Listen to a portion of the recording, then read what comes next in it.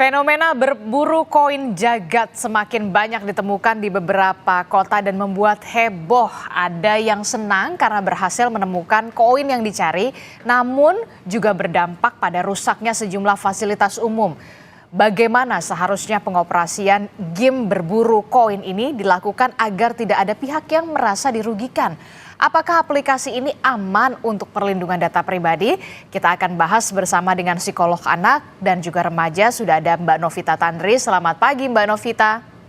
Selamat pagi Mbak Disti. Iya, kemudian ada Kepala Satpol PP Kota Surabaya, Pak Muhammad Fixer. Selamat pagi Pak Fixer. Selamat pagi Mbak Disti. Oh iya, kemudian juga terakhir ada pengamat keamanan siber Vaksin.com, ada Pak Alphonse Tanujaya. Selamat pagi Pak Alphonse. Selamat pagi. Ya, ini kita membahas yang lagi heboh nih Mbak Novita, Pak Alphonse dan juga Pak Fixer soal koin jagat. Koin jagat ini kan lagi heboh banget, lagi booming banget karena pengguna permainan koin jagat ini harus mencari, ada challenge-nya, mencari koin yang disebar oleh pihak aplikasi koin jagat begitu ya. Nah, kemudian disebarnya ini di taman dan tidak hanya di Jakarta, ada juga di Surabaya. Nah, dari Satpol PP sendiri Pak Fixer, Anda sudah memetakan pengamanan untuk fasilitas umum yang sudah rusak dan saat ini harus diamankan. Di mana saja lokasinya Pak Fixer di Surabaya? Iya Mbak Disti, di Surabaya ini itu kan sudah 2 minggu berjalan ini koin jagat ini. Dan kemudian kita sudah melakukan inventarisir taman-taman kita yang rusak ya. Nah, upaya kita ke depan, kita juga ikut masuk ke dalam koin jagat aplikasi ini agar kita tahu, anggota tahu di mana saja kemudian koin itu kemudian diaktifkan dan sasarannya di taman mana. Karena sebelum kita masuk, kita itu jujur aja kewalahan ya. Tiba-tiba ramai di taman ini, tiba-tiba muncul lagi di lokasi yang berbeda. Ini membuat kita ini akhirnya tugas kita yang lain ini kan jadi jadi kacau gitu ya. Apalagi kemudian kita lihat bahwa itu tidak aktif di pagi hari atau siang hari, di malam hari pun juga aktif gitu kan. Sehingga kemudian kita pada saat itu membagi anggota, tapi namun setelah kita masuk ke dalam koin, kita sudah bisa melihat akan diaktifkan di lokasi mana. Yang kedua, sekarang taman-taman ini kita pasang LH Lane atau Satpol PP Lane di sekitar taman. Jadi fasilitas umum yang ada taman kita pasang itu supaya kemudian jangan sampai pencari koin ini merusak. Karena kita sudah bisa tahu bahwa banyak taman di Surabaya yang dirusaki, diinjak-injak, tong sampah dibuang. Kalau kita lihat perilaku itu semacam, mohon maaf ya, macam zombie gitu. Diperhatikannya ke bawah, jalannya enggak. Mereka juga anak-anak ini atau yang cari ini kan orang dewasa juga ya, sama anak-anak itu tidak memperhatikan lingkungan sekelilingnya, bisa jadi kecelakaan. Bahkan kemudian ini diletakkan tidak hanya di tengah taman tapi di pinggir-pinggir sungai ya. Kita sangat khawatir kemudian ini saling rebutan terus terjadi dorong-mendorong, ada yang jatuh ke dalam sungai yang kemudian tidak bisa berenang. Ini kan akan menimbulkan masalah lain. Di Surabaya sendiri ini sudah ada motor yang hilang ya, warga yang gara-gara fokus cari koin, motornya justru diambil sama pencuri. Jadi ini kejadian fenomena ini sangat meresahkan ya bagi kota Surabaya ya. Oke, jadi bahkan tadinya mau untung malah jadi buntung ya Pak Fixer ya? Iya. Itu salah satu motor para warga yang mencari itu jadi hilang itu. Itu sudah dilaporkan juga itu. Oke, ini sangat disayangkan sekali begitu ya, pencari koin yang tadinya mau untung justru malah merugikan fasilitas umum begitu ya, taman-taman jadi rusak, bahkan koinnya juga ada yang ditaruh di pinggir sungai yang kemudian juga nantinya dikhawatirkan malah berdampak membahayakan begitu ya Pak Fixer ya? Benar Pak Disti. Jadi kita ini sekarang itu kan dengan mengikuti di dalam aplikasi, kita itu berusaha untuk kemudian Satpol PP hadir lebih duluan di titik lokasi itu untuk menghalau warga yang datang mencari koin itu. Kita juga ada CCTV kita di tempat-tempat publik, di taman, itu juga kita aktifkan untuk mencari sebenarnya pelaku yang meletakkan koin itu di mana saja ya. Sebab taman kita ini rusak kan dibiayai oleh APBD. Ada petugas kita yang secara rutin menjaga taman ini baik menjadi rusak. Kasihan ini kan. Sebenarnya ini dirugikan bagi warga Surabaya sebenarnya ini. Iya, bahkan wali kota Surabaya sampai mengungkapkan tamanku rusak kabeh gitu ya, gara-gara koin jagat ini ya, Pak Fixer ya. Benar Mbak Disti. Dan kemudian pemerintah kota membuatkan surat ke Kementerian Komdiji untuk melaporkan terkait dengan keresahan aplikasi yang ditimbulkan di kota Surabaya ini. Artinya usulannya ya itu ditutup saja gitu loh aplikasi ini. Diblokir saja begitu ya aplikasinya ya. Iya, benar Mbak Disti. Oke, saya ke Mbak Novita. Mbak Novita, ini kan sebenarnya ini bukan fenomena baru ya, karena sebelumnya ada permainan Pokemon Go yang juga di luar negeri juga sempat bikin heboh begitu. Nah, ini di Jakarta, Surabaya dan kota-kota besar baru hype lagi nih koin jagat. Nah, tadi yang kemudian menarik adalah pencari koin ini sampai tidak bisa berpikir secara logis begitu ya. Ini loh taman dirusak, rumputnya diinjak-injak, kemudian tong sampah sampai dibuka-buka sampai ke pinggir sungai untuk demi mencari koin jagat. Ini bagaimana ini, Mbak Nov? Iya, kalau ini tadi pertanyaannya Mbak Adis ditanyakan dibandingkan dengan Pokemon Go yang 2016, 2017 ya Mbak. Kita ingat juga di awal-awal keluarnya Pokemon Go itu menimbulkan juga luar biasa ya. Tetapi kalau dibandingkan sekarang dengan koin jagat di mana Pokemon Go sudah mulai declining karena pandemi 2020 sampai di titik ini, saya melihat perbedaannya karena ada finansial di sana. Jadi ada uang tunai yang diberikan, Mbak. Dan secara psikologis ada uang tunai di sana dan ini adalah transaksi ekonomi yang kita bisa mendapatkan apapun dengan uang yang didapatkan.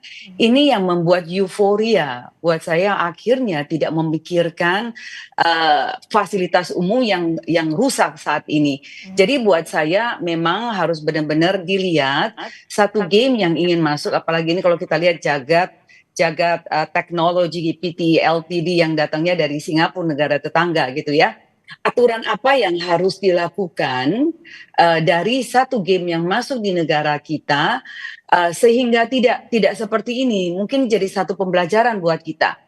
Lalu kalau kita lihat lagi Pokemon Go lebih kepada fokusnya hiburan, Mbak, eksplorasi, bahkan ada interaksi di sana. Dan ada beberapa negara malah setuju melihat magernya generasi sekarang yang sedentari gitu ya, Mbak, lebih banyak duduk, tidak banyak bergerak. Malah ini dijadikan saat itu Pokemon Go orang bergerak. Jadi semacam cardio exercise dan tidak ada unsur-unsur di sana bicara tentang uang. Lalu fokusnya juga kepada membangun komunitas, Mbak. Kalau kita lihat di saat itu ya 2016-2017 ya, dan dampak negatif lebih kepada di awal-awal mungkin takutnya sampai nanti anak-anak kecanduan berlebihan memainkan sehingga tidak fokus kepada yang menjadi skala prioritas mereka. Jadi saya pikir karena uang ini, Mbak, justru harus benar sangat disikapi oleh pemerintah. Kita dalam hal ini adalah Kementerian Digital dan Komunikasi untuk melihat bahwa kalau dampak dalam arti negatif lebih banyak dibandingkan dengan dampak positifnya, mungkin harus diberikan aturan yang lebih baik dibandingkan dengan aturan yang ada di Singapura. Kalau Singapura kan kita lupa flush aja nih, Mbak, kita lupa siram toilet itu kena denda. Ya nggak sih, kita meludah di jalanan itu kita didenda. Dan kita sebagai warga negara Indonesia pergi ke Singapura, kita taat dengan aturan yang ada di sana. Jadi buat saya, karena di Indonesia sendiri fasilitas umum, hal-hal yang menjaga ketertiban ini belum baik, mungkin aturannya harus lebih ketat, Mbak. Jadi tidak boleh sampai merusak fasilitas umum sampai diangkat. Kan kalau kita lihat kemarin itu keramik-keramik bisa diangkat naik di atas pohon dan ini sangat-sangat membahayakan apalagi bagi anak-anak. Belum lagi saya melihat di dalam ruang konseling saya juga sudah banyak kecanduan, Mbak. Jadi adiksi di sini sudah berlebihan. Aha. Mungkin nanti kita bisa bicarakan. Oke, ini khawatir sekali begitu ya, karena motivasinya uang, jadi Betul. faktor ekonomi sampai kemudian pencari koin jagat ini sudah tidak lagi memikirkan, oh fasilitas umum, oh taman ini dirusak. Itu yang kemudian karena memang orientasinya uang untuk mendapatkan koin itu ya, Mbak Nov. Betul, betul Mbak Disi, betul sekali. Tapi buat saya juga memang selain pemerintah, tentunya anak-anak ini yang saya lihat kebanyakan adalah anak-anak remaja yang melakukan ini datangnya kan dari rumah ya. Dan pendidik pertama dan terutama adalah orang tua yang harus ya ada pengontrolan di sini. Akses untuk bisa memberikan handphone, akses untuk bisa menggunakan pulsa, dan akses untuk bisa mengatur jadwal mereka harusnya datang dari orang tua. Jadi buat saya datang dari rumah dulu, dari orang tua, kok bisa gitu loh. Sampai mereka menggunakan apps ini, koin jagat ini sehingga melupakan apa yang menjadi prioritas utama mereka tentunya. Banyak hal-hal yang lain yang membangun keterampilan, belajar tentunya dari nilai-nilai akademiknya. Oke. Jadi ya. Oke, kalau tadi kita sudah membahas soal bagaimana dampak negatifnya begitu ya, koin jagat ini karena memang ada motivasi ingin memperoleh keuntungan berupa uang begitu ya ketika mencari koin jagat. Nah, kalau dampak positifnya ada nggak sih sebenarnya dari koin jagat ini?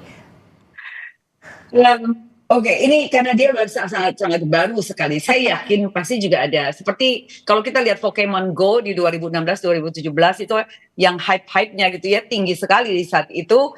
Kita kayak merasa bahwa oh ini baikkah, pasti ada pros and cons. Tetapi kalau melihat sekarang si koin jagat ini, saya melihat sampai ada perusakan dan tentunya tujuannya adalah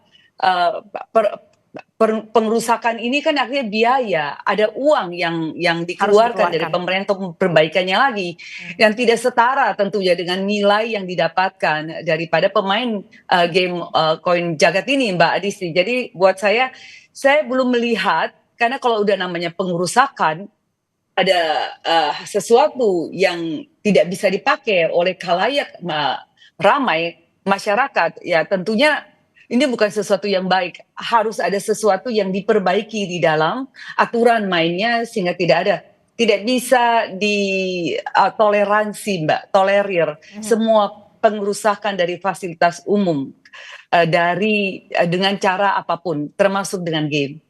Oke, saya sepakat ini ya, harus ada kemudian perbaikan di dalam aplikasi koin jagat ini, soal aturannya seperti apa harus jelas begitu ya. Saya ke Mas Alphonse. Mas Alphonse, ini gimana nih sebenarnya, bisa nggak sih aplikasi ini kemudian dikomunikasikan dulu ke Komdigi, aturannya dibuat dulu semacam apa begitu ya, termasuk juga jangan sampai niatnya baik begitu tapi kemudian malah merusak fasilitas umum aturannya.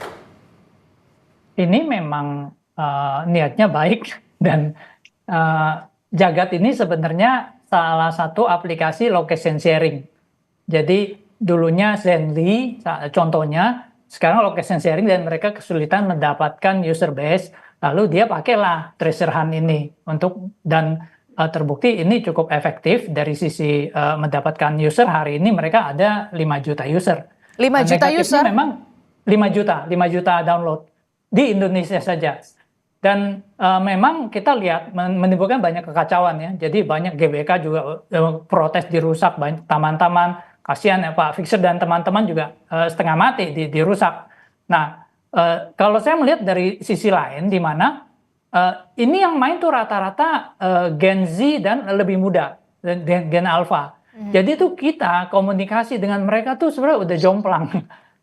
Udah beda generasi. Jadi ngomong tuh nggak nyambung. Mereka tuh nyambungnya ke sana gitu loh. Itu salah satu poin yang perlu kita sadari. Dan kita perlu evaluasi juga. Nah kok malah yang dari Singapura yang tahu duluan nih cara ngumpulin masanya nih, kok kita enggak gitu. Itu poin pertama. Poin kedua adalah ini memang perlu ada koordinasi. Komdigi ini yang pegang lehernya. Kalau Komdigi bilang kamu menimbulkan kekacauan, aku blokir, selesai sudah.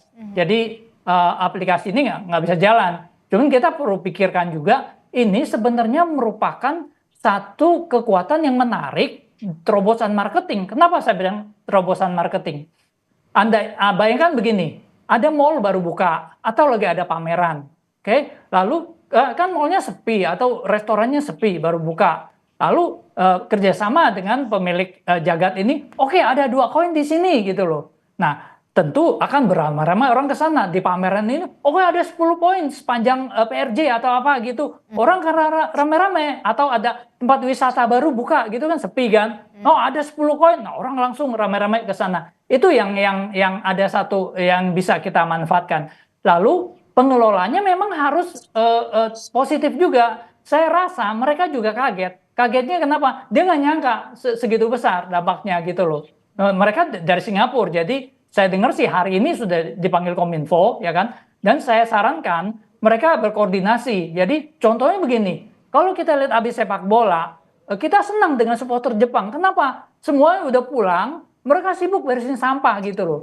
Nah, tirulah seperti itu si Jagat ini. Kamu udah bikin event, ngerusak, kamu ganti. Kalau perlu kamu benerin rumputnya ini ganti. Kalau perlu tanamannya kasih double lebih banyak atau apa. Nah, hal-hal seperti itu. Lalu koordinasi dengan pihak berwenang. Kepolisian laporkan, dengan Pak Satpol laporkan, nih ada keramaian nih. Supaya nanti jangan ada yang dapat koin berantem lagi atau apa gitu. Nah, hal-hal seperti itu yang perlu dipertimbangkan dan kita lihat ini satu hal yang menarik dan saya kalau bisa sih usaha aplikasi di Indonesia pertimbangkan juga. Ini cara yang menarik untuk komunikasi dengan Gen Z dan Gen Alpha gitu. Mereka nggak mau dengar kamu pasang iklan di koran, di TV itu mereka jadul, mereka nggak mau nonton lagi gitu loh. Cara-cara begini kamu bisa komunikasi dengan mereka. Oke, menarik sekali begitu ya ketika aplikasi yang dari Singapura ini juga tidak menyangka begitu ya bakal seheboh ini di Indonesia. Anda punya catatan mulai kapan kemudian pengguna atau user aplikasi koin Jagat ini growth dengan begitu cepat begitu sampai tadi Anda sebutkan ada 5 juta pengguna saat ini?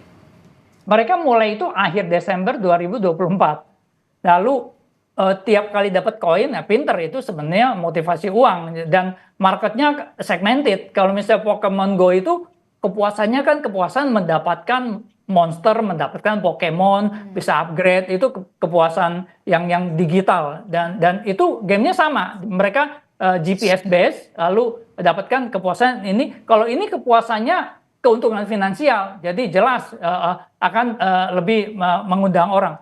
Lalu mereka tercatat sampai kemarin itu 5 juta user dan mereka sudah ada bisnis modelnya. Bisnis modelnya apa? Jadi kamu bisa namanya jadi super jagat. Gimana caranya? Kamu bayar 70.000 sebulan jadi super jagat. Lalu dia waktu kamu buka mapnya kan ada koin-koinnya di mana aja. Ada, tapi radiusnya nih kalau kamu bukan super jagat nih radiusnya 500 meter contohnya. Kalau kamu super jagat, radiusnya 100 meter, terus ada hintnya, ini dekat sini ada apa, ada bebek, ada apa gitu. Nah, jadi itu kira-kira 70.000, user base-nya 5 juta. Katakan 2% saja yang menjadi super jagat, bayar 70.000, itu 100.000 orang, 1 bulan itu mereka terima 7 miliar. Nah, jadi kalau dia tebarkan koinnya dengan bijak, model bisnisnya bisa baik, dia bisa bertanggung jawab, koordinasi dengan pihak berwenang, tidak merusak, lalu bisa monetisasi dengan cara lain yang tadi dia kerjasama mau tempat wisata, mau mall, ayo sini kita bantu. Ini saya pikir ini bisa berjalan dengan baik. Cuman kalau mereka kurang bertanggung jawab, saya setuju ini harus ditindak gitu loh. Jadi Anda lebih setuju si koin Jagat ini diblokir saja atau kemudian harus ada perbaikan lagi soal aturannya? Hari ini kan Komdigi akan memanggil koin Jagat, aplikasi koin Jagat kalau tidak salah. Kedepannya kita kan harus menyerahkan negara ini ke yang lebih muda, ya kan? Dan kalau kita nggak bisa komunikasi dengan mereka, kita maunya ngomong dengan cara kita, yang kasihan ya negara kita yang rugi gitu loh. Lalu Indonesia juga perlu berkaca, orang Indonesia termasuk saya ya, bahwa loh kok malah negara lain yang tahu duluan nih cara berkomunikasi, cara mengumpulkan massa yang sangat efektif dan ini sangat murah. Mereka taruh di mall, kamu mau promosikan mall baru, bisa 100 juta miliaran gitu, belum tentu yang datang banyak. Ini kamu cuma taruh 10 koin, 1 koin 10 juta, 10 juta, kamu taruh koin 100 koin 100 juta, yang datang 5 juta potensialnya gitu loh. Jadi gambarannya kira-kira seperti itu. That's the power yang ada, yang ya silakan kamu mau musahkan dan akan berkembang tempat lain, atau kamu harness gitu loh. Oke, menarik sekali. Ada strategi marketing lainnya yang kemudian bisa dilakukan sebenarnya ya untuk koin Jagat ini, ketika Anda tadi menyebutkan mall baru buka atau objek wisata baru buka begitu, ketimbang kemudian anak-anak di bawah umur begitu ya, remaja ngerusak taman begitu ya, kemudian jadi PR juga nih, apa namanya, dari Pak Fixer dan juga kawan-kawan di Surabaya harus melakukan pengamanan di sana. Nanti kita akan bahas lagi soal bagaimana solusi yang harus dilakukan segera oleh pemerintah, dalam hal ini adalah Komdigi. Tetaplah bersama kami di Sapa Indonesia Pagi, kami akan kembali usai jeda. Kita masih membahas soal heboh berburu koin Jagat di aplikasi begitu ya, permainan hingga merusak fasilitas umum. Yang disayangkan adalah merusak fasilitas umumnya begitu ya, yang kemudian menjadi PR tersendiri dari teman-teman Satpol PP, baik itu di Surabaya, tamannya juga banyak yang sekali yang rusak, di Jakarta, di Bandung juga sama begitu ya. Nah, ini efeknya yang kemudian juga membuat kita juga menjadi miris begitu ya. Mbak Nov, ini kalau menurut Anda solusinya seperti apa yang harus dilakukan? Ini kan pengguna atau pencari koin Jagat ini kan biasanya anak-anak muda nih, anak-anak yang masih SMP, yang masih SD, bahkan SMA begitu ya. Nah, ini gimana nih Mbak Nov? Baik, ini kalau kita lihat penggunanya nih generasi alfa, generasi yang lahir di atas tahun 2010. Jadi kalau sekarang usianya kurang lebih 15 tahun. Sekarang ini kita sudah masuk ke generasi beta, Mbak. Generasi beta itu lahir di atas 2025. Nah, kalau kita bicara anak-anak di bawah 18 tahun, 0 sampai 18 tahun itu adalah usia anak, di mana otaknya belum berkembang secara sempurna. Jadi kalau dalam tahapan prefrontal cortex di depan sini, ini belum berkembang dengan sempurna, frontal lobus frontalnya, mereka belum bisa membedakan yang baik dan yang salah, yang boleh dan yang nggak boleh, dan yang baik, yang benar dan yang jahat gitu. Jadi buat saya dalam targeting gitu dengan generasi alfa ini, dengan otak yang belum sempurna ini, mereka hanya melihat adalah uang yang saya bisa dapatkan. Dan kemungkinan untuk menjadi adiksi itu kita bisa terlihat di sini. Baru 3 minggu saja kita bisa lihat pengerusakan daripada Fasum. Saya yakin kalau dihitung itu udah miliar urusannya, bukan urusan ratusan juta lagi. Apakah kita tetap akan membiarkan baru 3 minggu ini dari Desember untuk pengerusakan ini terjadi dengan 5 juta pengguna yang sekarang sudah memakai? Kalau ini semuanya aktif dan tidak ada aturan yang dibenahi, saya yakin akan masuk bahkan di kota-kota kecil. Karena kita bicara borderless world, tanpa batasan ini semua orang bisa bermain.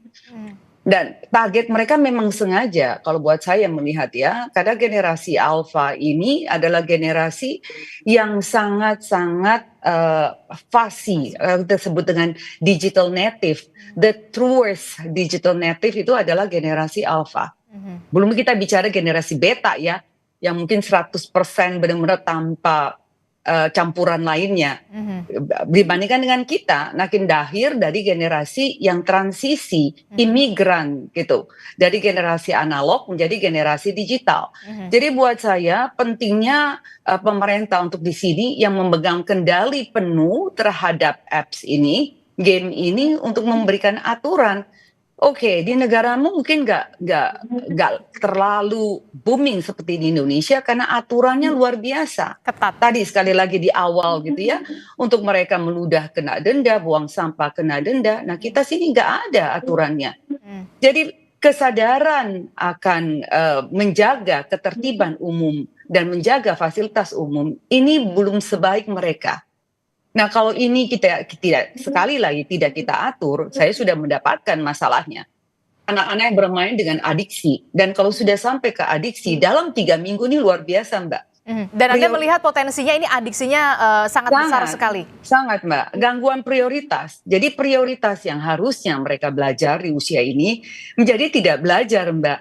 Bahkan bisa kepimpi-mimpi setelah pulang sekolah yang harusnya les, mereka nggak les, Mbak. Les olahraga, pelajaran sekolah lagi, atau les musik yang lain, itu terabaikan karena pikirannya kepengen kemana gitu untuk pergi menghunting si treasure ini. Lalu dibandingkan dengan Pokemon Go itu lebih komunitas, Mbak. Jadi ada orang lain di sana. Oke. Kalau ini enggak, individualistik sekali, mereka sendiri-sendiri. Gitu. Dan saya takutnya nanti kecanduannya sama dengan gangguan judi online karena uang yang dicari, gitu, yang hanya terselubung dengan adanya permainan game. Jadi mungkin harus dipelajari, saya bukan ahli di dalam game, tapi harus dipelajari lebih dalam lagi aturan yang nomor 1, dan tidak ada toleransi sekali lagi kalau sampai merusak fasilitas umum. Oke, jadi menarik sekali Anda menyebutkan tadi ada potensi seperti kecanduan judi online karena motivasinya sama, uang begitu ya, faktor ekonomi begitu ya, Mbak Novita. Mbak Nov, kalau menurut Anda nih, apa yang perlu dibenahi soal aturan ya, karakter usia, rentang usia pemakai atau penggunanya, atau seperti apa kalau dari sisi psikologinya? Kalau buat saya, rentang usia rata-rata game ini memang sulit sekali untuk kita di Indonesia ada rentang. Mereka semua ada rentang usianya, Mbak. 16 ke atas, 18 ke atas, 17 ke atas. Tetapi sekarang kontrolnya kan hampir dikatakan tidak ada. Orang tua bahkan gaptek gitu ya, gagap teknologi untuk bisa memantau bagaimana cara memantau. Karena apps itu ada ribuan apps yang bisa ada di pilihan daripada anak-anak kita. Jadi kalau buat saya ini juga pembenahan dari pemerintah, bekerja sama antar lembaga dengan Kementerian Pendidikan dan Kebudayaan, dengan Kementerian Perempuan Perlindungan Anak untuk bekerja sama kolaborasi bagaimana caranya untuk membina orang tua ini supaya tidak gaptek-gaptek amat gitu ya, Mbak. Karena kalau tidak terlalu banyak, ini cuma sepersekian detik karena ada fasilitas umumnya rusak, kita baru bicara. Tetapi banyak sekali yang merusak mental anak-anak seperti pornografi lewat game juga, ini banyak sekali. Dan merusak dari dalam, Mbak, dari anak-anak kita. Atau kekerasan yang terjadi, kalau kita lihat kekerasan yang terjadi dengan penyembahan kepada satu ikon tertentu, lalu ada yang harus dikorbankan, ini juga menjadi salah satu yang harus dilihat. Jadi tidak semua apps itu baik buat anak-anak, dan kalau tidak diawasi, tidak ada pengontrolan, ya ini kita ribut karena fasilitas umum, tapi banyak sekali yang merusak anak-anak kita. Saya ke Pak Fixer. Pak Fixer, kalau dari kacamata Satpol PP sendiri lebih banyak mudaratnya berarti ya soal koin jagat ini ya? Ya, lebih banyak mudaratnya ya, bikin rusak banyak ya fasilitas umum. Ini baru rusak fasilitas umum, bagaimana nanti kemudian, masa kita harus nunggu sampai ada korban jiwa karena ini, karena harus mencari terus ada yang jatuh, meninggal, atau kemudian ambil koin, ada yang dapat jadi ribut, tawuran, besar-besaran, karena ini kan massa yang berkumpul dalam satu titik yang sama, dengan tujuan yang sama, lalu ada yang memprovokasi. Kita kan tidak tahu situasi di lapangan itu seperti apa ya. Ini konflik ya, saya kan itu cukup besar. Jadi awalnya senang-senang bisa jadi rame, terus menanti ada korban jiwa, baru kita kebakaran jenggot semua, nutup sana. Wah. Ini kan tidak benar ini. Jadi sebenarnya saya setuju sekali itu tadi dengan Bu Novita. Kita lihat manfaatnya lah ya. Ini seperti apa? Saya juga setuju dengan Pak Alfon ya. Artinya ini ada harus komunikasi dengan generasi sekarang, tetapi kan ada pola-pola yang harus dibenahi gitu. Nah, bisa bayangkan taman ini bukan sekedar taman loh. Ini dibiayai oleh APBD, uang rakyat ya, APBD. Lalu dirawat oleh petugas taman yang terus-menerus dengan baik, dengan hati dia merawat lingkungan itu, taman itu dengan baik. Lalu kemudian diinjak-injak, tidak ada gratis di situ. Pemerintah kota harus keluarkan uang lagi, benahi lagi, nanam lagi, merawat lagi dari belum jadi sampai jadi. Nah, ini sekitar taman. Kalau mau lihat sebenarnya itu seperti tong-tong sampah itu dibuang. Jadi seperti kota ini kan seperti tidak ada yang diurusin gitu. Perilaku orang di dalam kota ini kok jadi berubah gitu. Kalau kita lihat sampah-sampah dibuang kok sampai garuk-garuk tong sampah.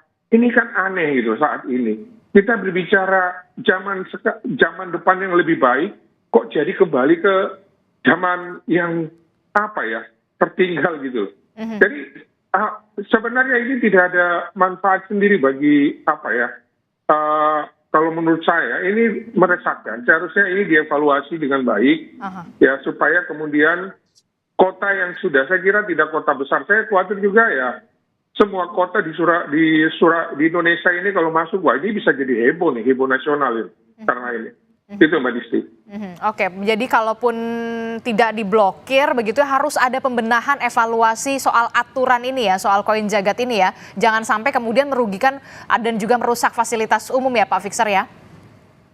Benar, Mbak Disti, kalau kita lihat ya, Pak Alfon sama Mbak Novi di lapangan, itu jangan hanya dipikir mereka itu cari di tengah-tengah taman. Surabaya itu kan punya taman, ada yang di pinggir-pinggir Sungai Kalimas, yang besar dan dalam. Bayangkan saja kalau mereka jalan mencari seperti tidak memperhatikan kiri kanan, terpleset, masuk ke dalam sungai, lalu kemudian tidak ada yang begitu peduli. Kehilangan nyawa itu memungkinkan terjadi di lokasi-lokasi ini. Jadi jangan sampai mau untung malah jadi buntung begitu ya Pak Fixer ya. Terakhir saya ke Mas Alfons. Mas Alfons, kalau dari Anda pribadi perlu evaluasi semacam apa yang harus dilakukan segera? Saya bilang segera oleh Komdigi ini seperti apa? Termasuk juga soal keamanan data pribadi bagi penggunanya juga perlu diperhatikan, Mas Alfons. Untuk keamanan data pribadi, jadi aplikasi ini memberikan sharing lokasi yang sangat precise dan 24 jam. Jadi katakan ambil ekstrimnya, aplikasi ini kalau saya pakai, mungkin dia lebih tahu saya di mana daripada istri saya. 24 jam dia tahu. Itu pertama, dan ada sharing siapa kontak Anda, lalu ada sharing dari foto dokumen, lalu mereka melakukan sharing ke media sosial. Dan di situ ada bahayanya. Kenapa? Kalau media sosial itu tidak semua kita kenal. Lalu waktu di share ini adalah aplikasi location sharing sejatinya, ya kan? Kita share lokasi kita lagi cari ini, ada yang beritikat jahat, mereka bisa tahu lokasi kita dengan tepat. Jadi dari sisi digital di situ resikonya. Kalau dari Komdigi saya sarankan ya Anda mewakili Indonesia, ya kan? Anda jadilah sebagai orang tua. Ini ada anak yang sedang tumbuh, ya kan, sedang berproses, ya kan. Seperti Ibu bilang tadi, otaknya masih belum sempurna, masih belum bisa membedakan mana yang merusak, mana yang tidak merusak. Ya, Anda mau bina atau Anda mau tutup saja. Anda tutup saja, ya lihat saja. AI Anda boleh tutup di Indonesia, negara lain berkembang, negara lain yang maju. Kamu tutup di sini, di tempat lain maju, atau kamu di sini kamu bina, kamu bisa dapatkan manfaatnya. Kalau bisa malah kita jadikan aset kita buka di negara lain gitu loh. Jadi tergantung point of view-nya. Jadi itu kita serahkan ke Komdigi. Jadi pilihan ada di tangan Anda. Oke, baik, kita akan tunggu bagaimana solusi yang akan dihadirkan oleh pemerintah, dalam hal ini adalah Kementerian Komunikasi dan juga Digital. Jangan sampai kemudian anak-anak kita juga jadi adiksi begitu ya, kecanduan itu yang kemudian sampai tidak bisa berpikir logis dan sampai membahayakan keselamatan mereka tersendiri gara-gara begitu ya mengejar koin demi rupiah begitu, demi uang. Terima kasih Mbak Novita Tandri, kemudian ada Mas Alfons juga, terima kasih Pak Fixer, terima kasih sudah bergabung bersama kami. Sehat selalu Bapak dan juga Ibu. Selamat pagi. Assalamualaikum.